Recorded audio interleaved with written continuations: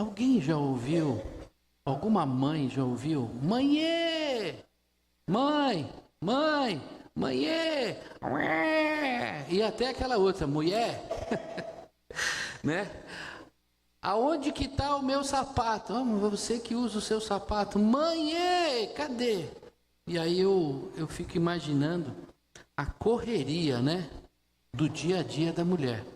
Hoje em dia ela trabalha. Antigamente tinha muitas mães e mulheres que não trabalhavam, viviam na dependência do marido, era algo cultural. Mas hoje em dia as mães ocuparam seu espaço na sociedade, no trabalho, desenvolve a sua carreira profissional, e aí a gente vê que o tempo para ela começa a ser cada vez mais escasso, mais exíguo, né? Então ela tem que cuidar de casa, tem que cuidar dos filhos, cuidar do marido, cuidar do trabalho, cuidar da igreja, cuidar dela e ainda assim desenvolver a sua fé, a sua espiritualidade. Coisa de louco, né? Nos dias de hoje. E o que a gente vê nas situações do dia a dia é que essa correria, essa falta de tempo que a nossa agenda nos dá, ela vai nos desequilibrando na nossa rotina e na nossa vida. Você quer viver uma vida equilibrada? A palavra de Deus vai nos levar a essa compreensão do que é conseguir viver uma vida equilibrada. Porque quando a gente não está com a vida equilibrada, a gente enfrenta várias dificuldades. A gente passa a não encontrar tempo para aquilo que é importante para a nossa vida. E a gente começa a dar valores de acordo com a pressão que a gente sofre na agenda. Será que o Evangelho, será que a palavra de Deus pode trazer para nós uma resposta de como integrar a nossa fé à nossa rotina diária? Talvez esse seja um grande desequilíbrio que a gente viva.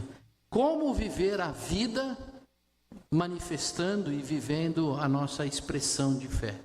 Eu não gosto de fazer essa comparação, né? Vida secular e vida espiritual, porque na nossa vida é uma só. A gente vive a nossa espiritualidade no meio da nossa agenda, do nosso cotidiano. O título então do sermão é: hoje é o melhor lugar. O Senhor Jesus nos ensina qual é esse melhor lugar para a gente encontrar equilíbrio na nossa vida. Para isso, eu peço que os irmãos abram no Evangelho de Lucas.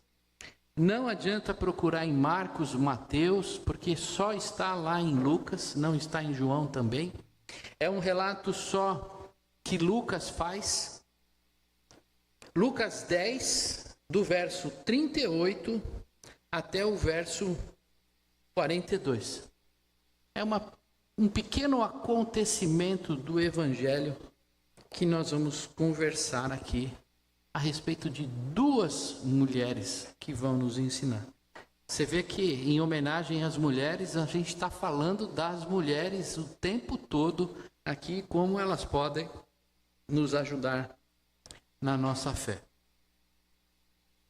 Lucas 10, 38 a 42.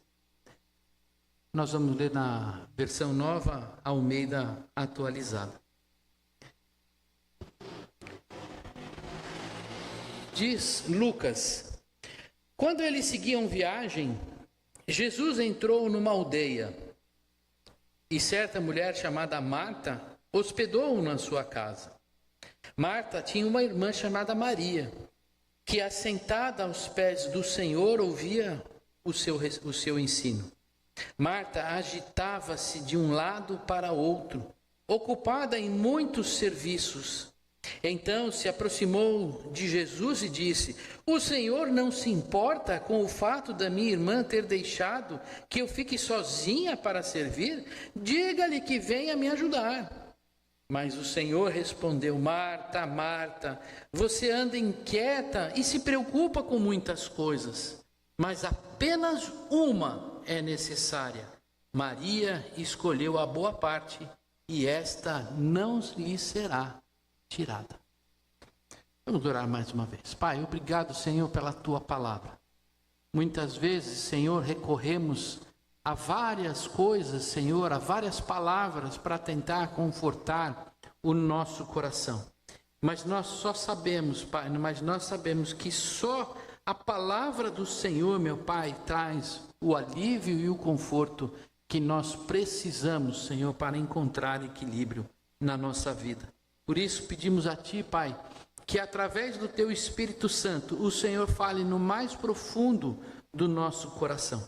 Que o Senhor nos dê entendimento, Senhor, da Tua palavra, para que possamos nos edificar no Senhor e nos encontrarmos perfeitos quando o Senhor voltar para nos levar para a eternidade. Em nome de Jesus que nós oramos. Amém. A agenda moderna tem tirado o equilíbrio da nossa vida. E isso é um fato inegável, né? Quem tem afazeres fica desesperado para encaixar as coisas na agenda. Eu vejo que para eu conseguir conciliar minha agenda, eu tenho que pedir para minha esposa me ajudar. A gente põe no Google uma agenda compartilhada, porque se a gente não fizer isso, uma coisa atropela a outra. E aí quando a gente vai vendo uma atividade, outra, e a gente não encontra como colocar tudo isso dentro da nossa caminhada. E o que esse atropelo de agenda faz na nossa vida? Ele nos leva a viver no raso e reavaliar os valores das nossas vidas. Este é um problema do muito fazer. A gente acaba não fazendo nada com profundidade porque não tem tempo. Eu vou sentar para estudar um pouco mais a respeito daquilo que eu trabalho, da minha profissão. Eu consigo não, porque eu tenho compromissos da minha agenda. Eu vou me edificar em alguma coisa, eu vou dar um tempo maior de qualidade para quem eu amo, não tenho tempo, porque eu não tenho espaço na minha agenda. São tantos compromissos e afazeres. Qual que é a questão? A expectativa está acima sempre da realidade. Isso é o que tem conduzido a nossa agenda. A gente tem muita coisa para fazer, mas isso não cabe na nossa agenda, no nosso dia a dia. Por quê? Porque só é reconhecido aquele que faz. Aquele que parou e ficou no ócio, ele não vale muito. Esse é um desleixado, para não falar uma palavra mais pesada, como vagabundo, né? Ele não faz nada, mas ele está no ócio, no descanso do tempo necessário, assim como Deus descansou no 7º dia, naquele tempo de parar, de pensar, de meditar, de refletir. Não, a gente precisa fazer alguma coisa. Eu preciso fazer o café, eu preciso fazer a janta, eu preciso arrumar a criança, eu preciso lavar a casa, eu preciso trabalhar, eu preciso, e aí a gente vai vivendo aquele mundo cheio de tarefas. É como se a gente tivesse um cobertor curto para dormir. E hoje talvez seja muito evidente, né? Vai nos esclarecer muito por causa desse frio. Alguém já dormiu com um cobertor curto? Você põe no corpo, está quentinho, aí você puxa para cima, os pés ficam gelados. Aí você empurra para baixo, sente. Essa é a nossa vida dentro da nossa agenda. Nunca tudo que a gente precisa fazer, que nós somos cobrados de fazer, cabem dentro desse cobertor. E isso traz um outro problema. Não há tempo para profundidade. Não há tempo para algo a mais. Eu vou dar um exemplo simples. Vou me edificar, vou me aproximar da palavra de Deus. Sim, eu leio um versículo, porque não dá tempo de ler 2, porque eu tenho isso e aquilo. Eu vou ver no Instagram. Eu vejo no Instagram 30 segundos. Os cortes, hoje em dia está muito em voga o corte, né? Então pega uma pregação toda, corta só aquilo que é importante e lê. Esse corte. Em 15 segundos você leu toda a pregação e você se alimentou daquilo. Mas será que isso te levou à profundidade? E eu não falo não só apenas da nossa relação, da nossa edificação religiosa ou espiritual. A gente fala do nosso dia a dia, né? Quantos aqui tiveram tempo de parar e olhar para o lado da sua profissão e buscar um pouco a mais? Tempo para isso. A maior parte das vezes a gente pega o nosso tempo e joga no entretenimento, que é para aliviar a tensão do dia. E aí você vai estar lá no Tigrinho, na Bet, né? Vocês sabem o que é Tigrinho? Esse é o maior problema hoje em dia, é o jogo no celular. A Bet, o joguinho de apostas também, e a pessoa vai se ligando, se conectando a essas coisas, vai se prendendo a isso, mas aquilo que lhe traz profundidade na sua vida fica de lado. É como se a gente vivesse um excesso de informações superficiais, nada profundo. E com isso, o que acontece na nossa vida? Não tenho tempo, eu sou raso, e a consequência disso, eu começo a perder a referência de valor. Eu não consigo mais compreender ou reconhecer valor nas coisas, o devido valor que ela tem. Por quê? Porque eu não tenho profundidade para entender se aquilo é valoroso ou não. E outra, eu não tenho nem tempo de correr atrás para isso. E aí a gente perde a referência de valor. E o que passa a ser valor para nós? De repente, aquilo que a gente acha que para nós é importante, independente de ser ou não. Nós vivemos um tempo em que tem uma palavra que eu já disse aqui, e que está muito constante na sociedade hoje, que é a pós-verdade. Não é a verdade baseada na razão que leva aquilo a ser verdade, mas é a verdade para mim, sem fundamento nenhum, simplesmente porque eu acho que é verdade. E aí leva cada um de nós a suprir a sua vida e colocar, alicerçar a sua vida em qualquer rocha. Chamar de rocha aquilo que não é rocha. Mas você crê realmente que aquilo é rocha, mesmo não sendo uma rocha. Isso é a perda de referência. E aí a gente entra em todos os caminhos, né? Na relação com família, a gente perde a referência do valor dos pais na nossa vida.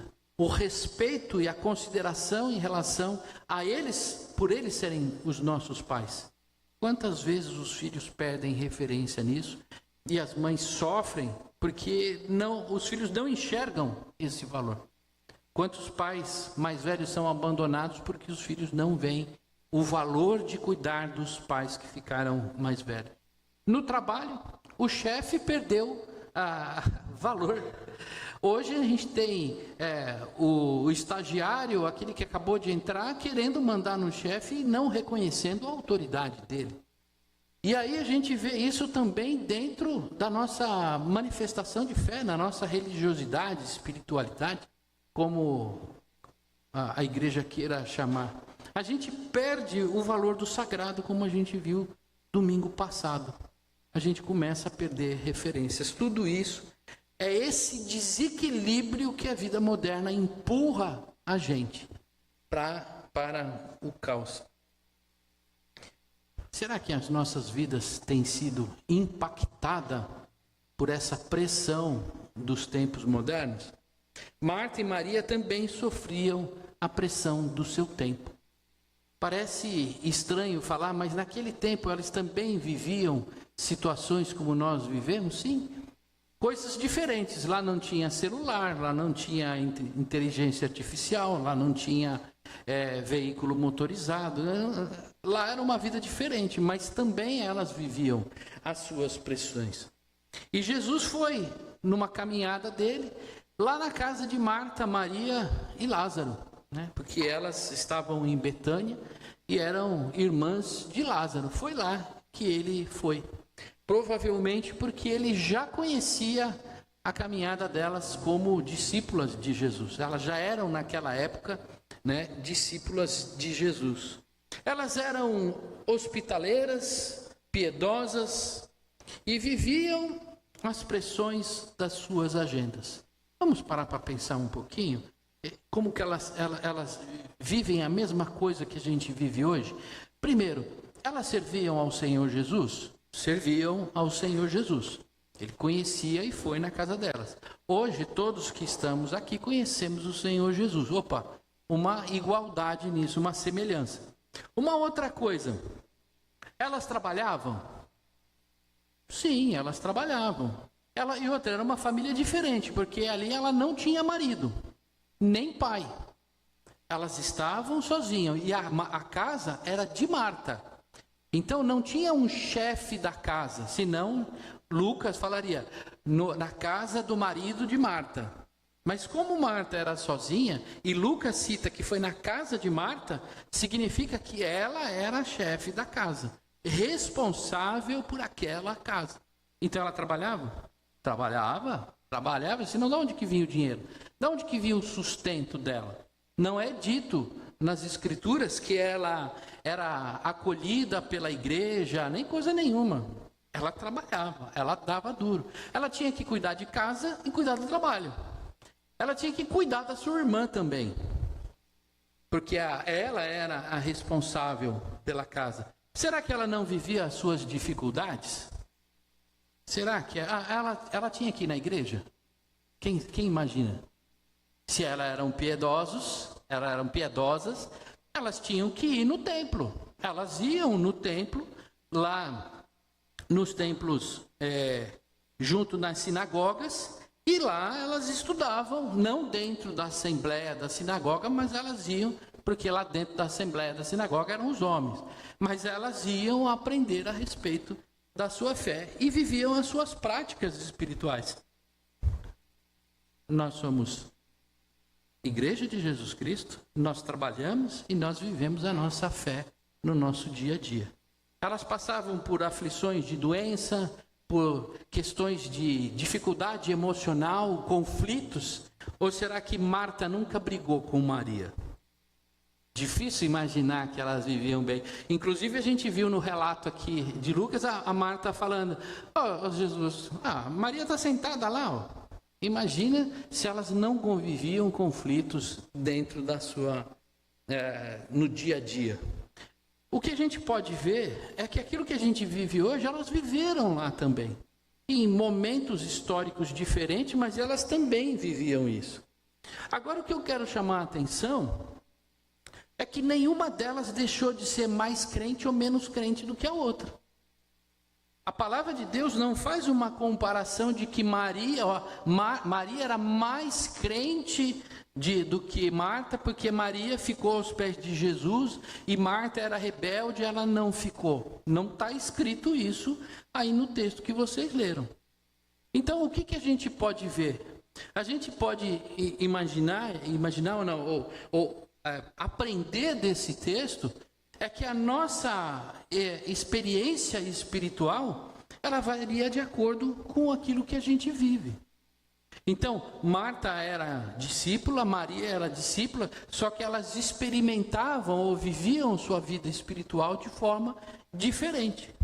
Aqui no texto, o que a gente vê de característica da Marta?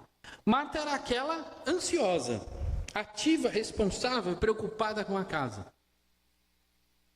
Tem que estar tudo em ordem.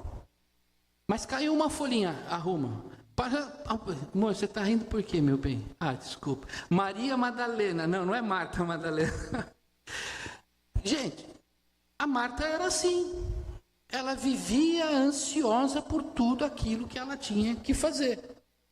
Ela era a chefe da casa. Agora, ela se sentia ansiosa e sobrecarregada com tudo que tinha que fazer. Seu coração, ela entendia que o fazer era muito mais importante do que estar na presença de Jesus. Servir Jesus ali, a casa arrumada, era muito mais importante do que estar aos pés do mestre. E Maria era à toa, né? Não queria fazer nada, braço curto, não. Maria também colaborava. Só que neste momento, Maria escolheu um lugar diferente. O que ela queria? Ela queria aprender. Ela escolheu ouvir o mestre. Ela priorizava o ensino e priorizava a presença de Deus e não o fazer. Olha que diferença gritante entre as duas mulheres. Duas mulheres devotas, piedosas, mas que viviam a sua expressão de fé, uma ansiosa e uma derramada aos pés de Jesus. Será que isso foi só nesse momento? Talvez alguém possa dizer para mim, não, pastor, mas foi só aí, porque como que a gente pode dizer que elas eram assim? Se a gente continuar lendo o Evangelho, nós vamos lá ver em João 11:32, quando Marta vai até Jesus questioná-lo porque não veio antes para ver Lázaro enquanto estava doente. Marta foi até Jesus. Foi lá, fez, foi andando, foi fazer, foi ativa, ansiosa. Por que o senhor não estava aqui antes? João 12. Enquanto Jesus estava lá comendo com os seus discípulos, Marta estava onde? Servindo a Jesus e os seus discípulos. E Maria? Como Maria se saiu nessa mesma situação que as duas estavam juntas? Aqui, Maria aos pés da cruz. João 11:32. Ele vai lá, quando Jesus foi ressuscitar Lázaro, e ela faz o quê? Ela se coloca aos pés de Jesus. Não para cobrá-lo, mas para adorá-lo. E logo em seguida, em João 12, Marta estava lá fazendo o quê? Enquanto Marta estava servindo os discípulos, Maria estava fazendo o quê? Quem lembra? Enxugando os pés de Jesus com os seus cabelos. Marta sempre na correria, Maria sempre aos pés de Jesus. Duas mulheres tentando equilibrar a sua vida de modos diferentes. A minha pergunta para você é: como você tem equilibrado a sua vida? Como é que você tem equilibrado a sua agenda, o seu dia a dia, aquilo que é importante ou não, os valores que você tem dado? O que Jesus nos ensina? Marta a fazer as melhores escolhas.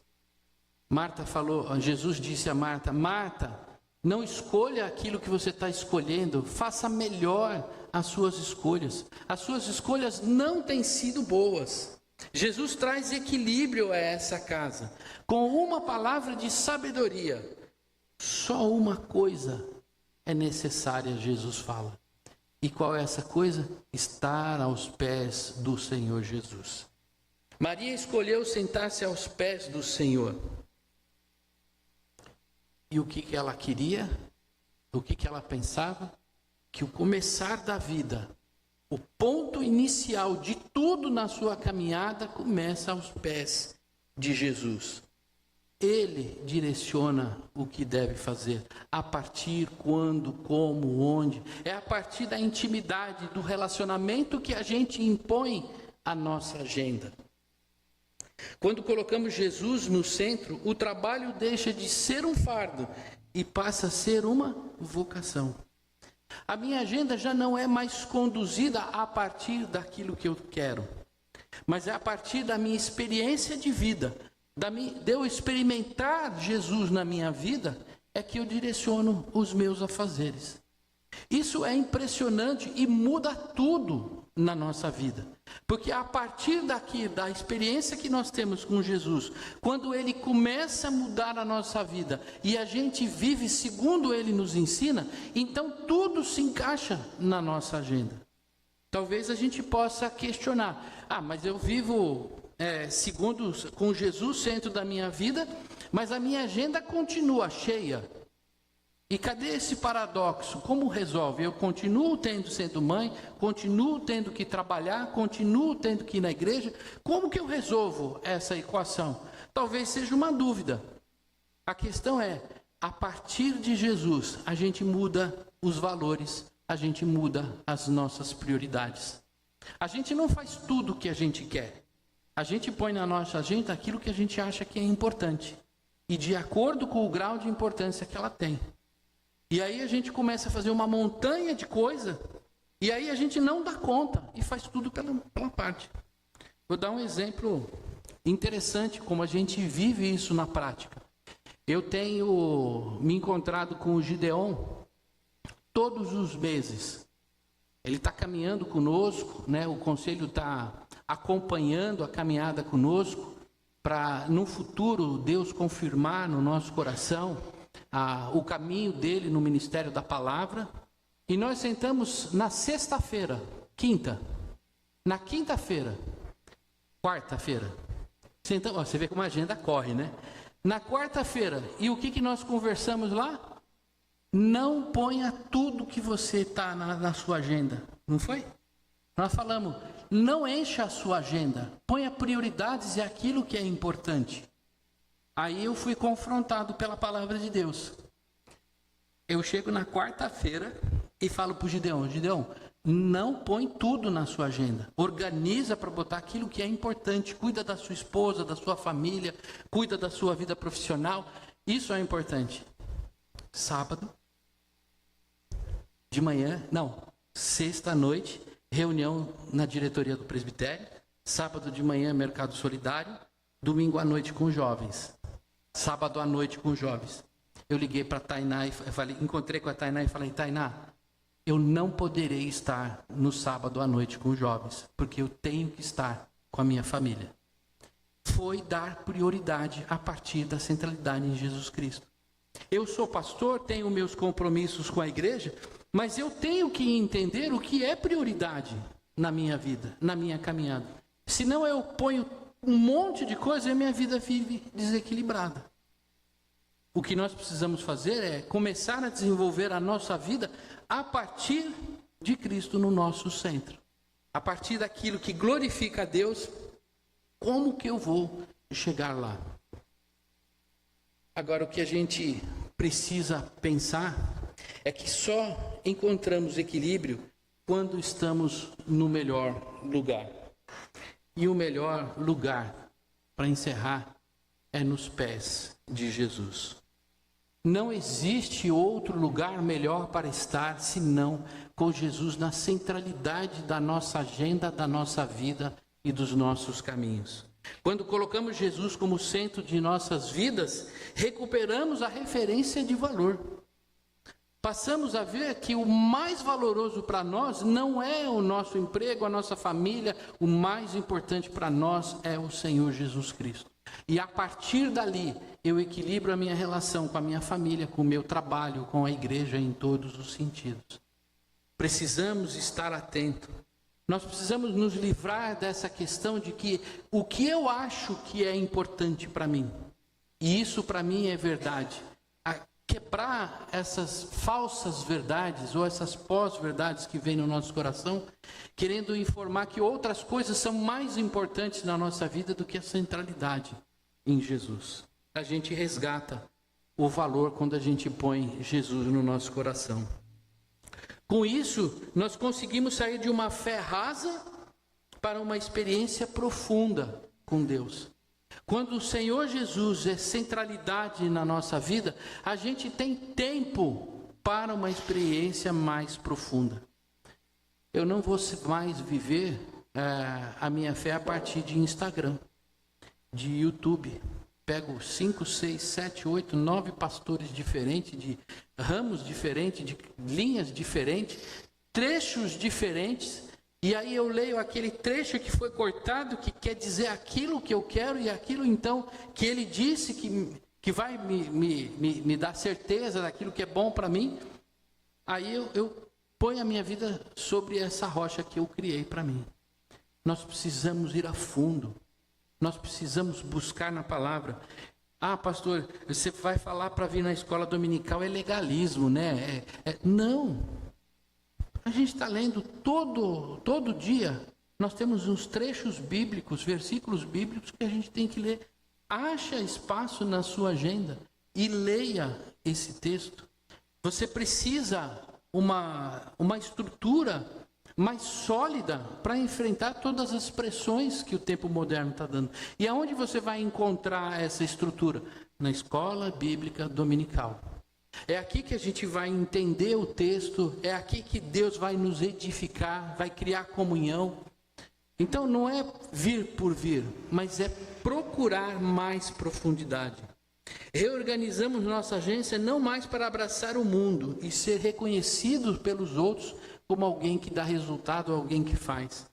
Mas nós passamos de uma forma a viver para glorificar Deus. Não é mais importante que a pessoa veja a minha piedade, que eu faça para que as pessoas entendam aquilo que eu estou fazendo, que eu sou piedoso. Não, eu troco o meu foco de visão. Não é mais o outro, mas é Cristo. A partir dessa intimidade, de conversa sincera. Quantas vezes a gente teve conversa sincera, trancado no quarto, e ele respondeu? Foi naquele tempo, naquele momento de angústia. Não foi de pé dentro de um templo falando orações bonitas, mas foi lá, no dia a dia com ele, de forma profunda. Agora uma coisa que chama a atenção, para a gente caminhar aqui já para o encerramento. O que é viver uma vida equilibrada? Equilíbrio para nós, normalmente é 50% aqui numa balança, 50% aqui, uma balança fica igual, está equilibrada. O mesmo peso que eu ponho desse lado é o mesmo peso que eu ponho desse lado. Isso é equilíbrio. Se você olhar a balança ali que a gente colocou, podem olhar ali na parede, ela está lá. O mesmo peso de um lado é o mesmo peso do outro. Mas será que isso significa equilíbrio para Deus? Equilíbrio para Deus, vida equilibrada, é quando Jesus, ele faz parte, ele é o peso mais importante. E a gente adequa a nossa caminhada a partir disso. Mais tempo para Jesus não significa que a gente desequilibrou a nossa balança. Ah, não, eu tô lendo muito a Bíblia, eu estou me dedicando, eu estou fazendo muito. Não. A gente não pode olhar na agenda de mais tarefas para Jesus, mais tarefas para o mundo. Eu faço tanto para cá, tanto para cá. Não. O equilíbrio é centralidade, intimidade com Deus. A nossa vida fica equilibrada. Nós somos responsáveis por essa escolha. A gente presbiteriano tem a compreensão de que a gente não escolhe a nossa salvação. A salvação vem de Deus. A gente não tem essa capacidade. O pecado tirou a capacidade de nós escolhermos pela salvação. Mas essa capacidade é a respeito da salvação. Agora, a escolha para buscar o melhor lugar é nossa. Jesus disse aqui de forma clara: quem escolheu o melhor lugar? Maria escolheu o melhor lugar. Maria foi inteligente, ela soube. Ela olhou para Jesus e ela falou: aqui está a centralidade da minha vida. É aqui que eu escolho ficar. É nos pés de Jesus. Essa deve ser a nossa escolha. Nós precisamos escolher ficar nos pés de Jesus. Porque ele diz, Jesus diz aqui no finalzinho, verso 42. Maria escolheu a boa parte. Ela escolheu a boa parte. Marta não escolheu. E o que Jesus disse? E esta parte não lhe será tirada. Nenhuma agenda vai arrancar Maria dos pés de Jesus. Nenhum compromisso vai arrancar Maria dos pés de Jesus. Por quê? Porque ela escolheu estar aos pés de Jesus. Que a gente possa ter essa escolha no nosso coração. Optar por Jesus Cristo na nossa caminhada. Amém? Vamos. Eu queria que esse louvor que a gente vai cantar, muitos não conhecem a letra, mas eu queria que você fizesse dessa canção uma oração para você. Assim como Maria estava aos pés de Jesus, se lançou aos pés de Jesus, você nessa noite também decida: Senhor, vou ficar aos teus pés. Vamos ficar de pé e cantar juntos.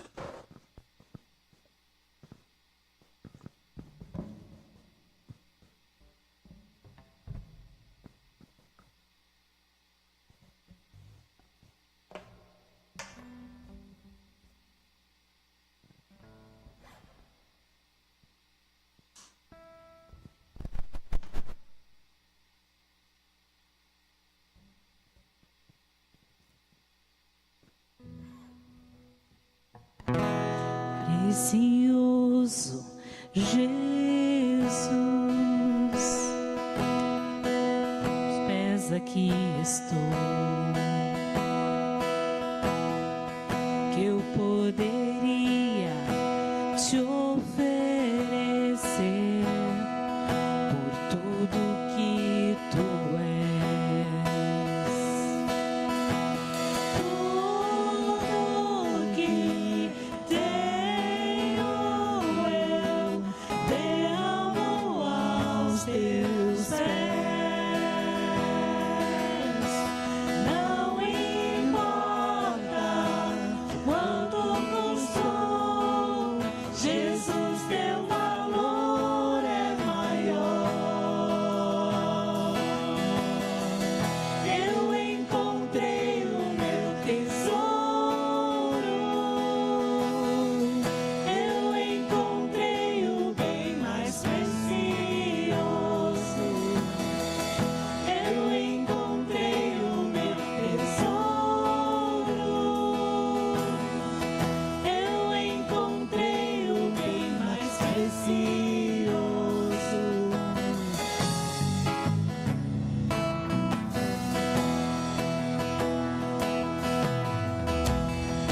Precioso Jesus.